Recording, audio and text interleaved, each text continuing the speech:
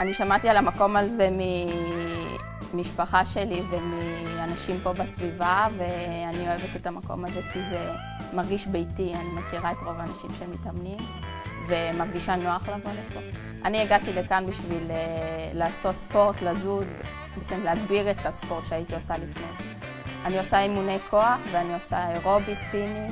אני רואה את התוצאות, קודם כל במצב רוח. אני הרבה יותר שמחה וחייכנית כשאני יוצאת מאימון.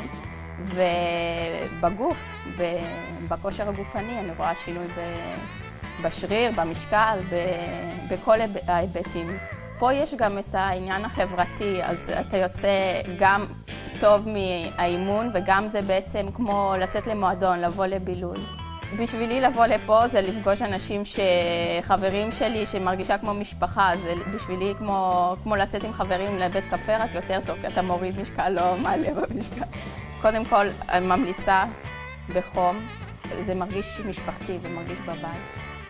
ויש פה הרבה מבחר של דברים, חוגים ואת החדר כושר וכל מיני ריקודים וספינינג, ויש פה מכל הסוגים של הספורט. הסטודיו של זמני בשבילי זה בילוי.